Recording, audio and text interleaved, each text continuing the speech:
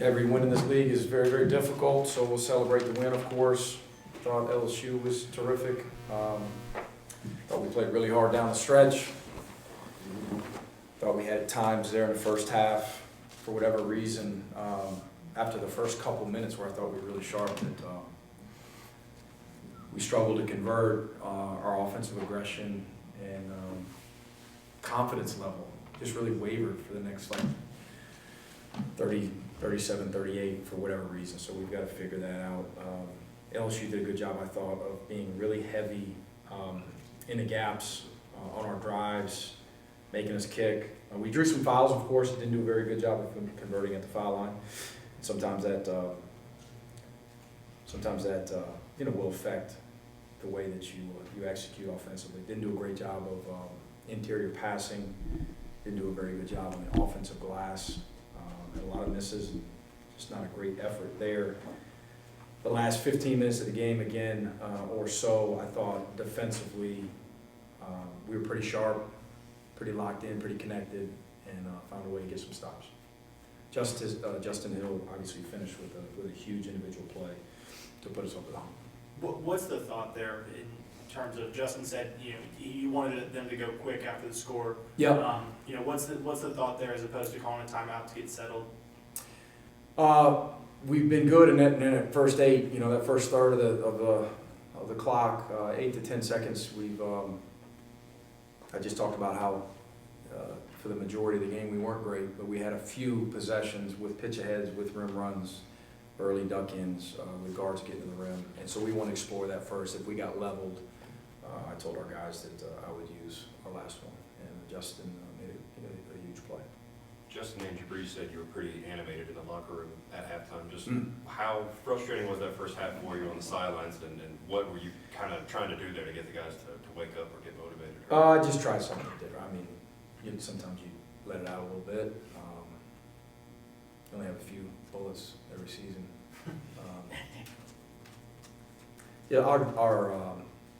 These are tricky because, again, LSU had a lot to do with our deficiencies, but our attention to detail tonight was nowhere near where it was on Saturday, and that's not acceptable. I'm saying that after a win. I'm just being honest with you, as I was with our team. That's something that we've got to continue to address. LSU's very good. The LSU's a great program. And McMahon's won 1 million games, and they've got good players, and we were really, really fortunate, to hit a last-second shot, to get over the hump. But and I'm fine with not having success if your approach is great. It started at shoot-around today. I just didn't think we were great, and it's something that we're going to pride ourselves on here at Georgia, regardless of whether we win or lose. But our approach and our attention to detail, our level of execution. We made some plays, obviously, but we also had 5 or 6 times out there where we're, a play is called, and we just, I don't know what we're doing. We're 1 or 2 or 3 guys are doing the wrong thing, and Alabama will have our attention, but you got every practice, every game has got to be. What is your standard? How good do you want to be? Or just frustrating in certain areas tonight in those regards, but proud of the fight down the stretch, the connectivity again defensively, the play Justin made. I thought Juice was terrific. Just on hold, played really, really hard. I thought Braylon Bridges was great again. That's probably as hard as he's played in back-to-back games all year. And I wish, he's 4 or 5, and I said it on the radio, he should have had more than 5 attempts. In a game like this where they weren't doubling, because I don't know if he'll get 5 attempts Saturday, against one of the best defenses in the country, of course. But when he's open, we can't have our mind made up that maybe it's my turn to shoot it, or let's experiment with something here. Braylon Bridges is shooting a high percentage lately that's thrown the ball. And the few opportunities he got, man, he 4 or 5 and 5 or 5.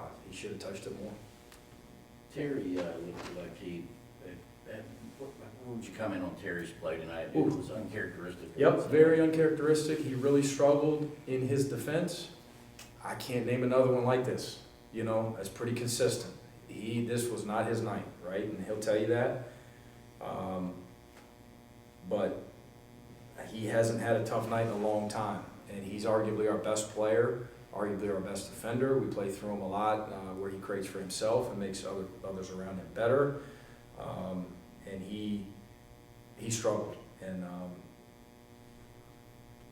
I would anticipate a big bounce back from him. What's the thought in bringing him off the bench as opposed to Justin? Is it just wanting to keep Justin in there because he's been playing well? Is it coming back off the injury? Well, yeah. So before the last one, didn't even know he was going to play, Right. and he's out for a while. So yeah, let's put you in, see how you feel, check your wind, evaluate it, and we played really well. Probably our best game of the season. And Justin Hill's put 2 or 3 really good games together.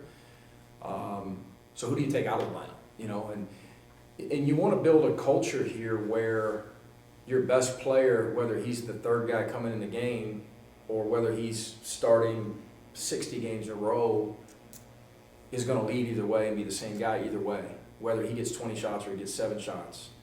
And so I've never been huge on, well, certain guys have to start and certain guys aren't allowed to start.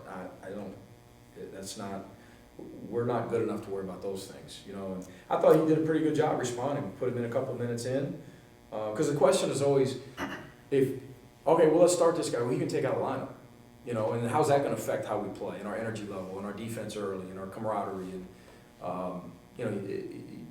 those decisions are tough. Who knows who will start Saturday? But I thought his attitude was good. Like 4 or 5 other guys, our confidence wavered a little bit throughout that game offensively. And again, LSU did a good job of swarming to the basketball, hands-on basketballs, forcing turnovers. We had some ugly possessions.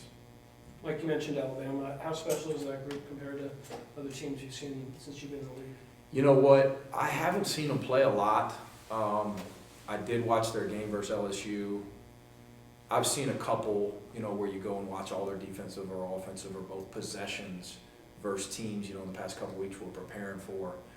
But to say I've sat there and watched a handful in their entirety, in the game sequence, I'd be lying to you. But from what I've seen to this point, my goodness, they are really, really good. I don't know how you score on them, and I don't know how you stop them. I don't know how you block them out. I don't know how you value the ball against their length and speed and athleticism. They've got depth. They shoot the heck out of it. They space you. Their bigs rim run. Their bigs shoot it. Their bigs can drive it. Their bigs can pass it. Their backcourt is high level. I mean, they're really good. They're one of the few teams in the country who have a chance to win the national championship. And it'll be a really good test for us and an opportunity to play against the best and see where we stack up.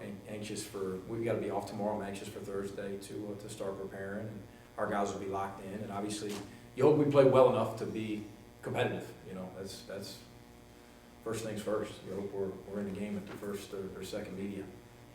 You're in the grind right now, 26 games in and everything else, but you do have some things to play for at this point. Is that any type of motivation, or is it just too much in one game? It's motivation for me, for sure. And I'm sure some or most or all of our guys. I'm just not. I don't have those individual. How badly do you want to play postseason? How badly do you want to win the next one?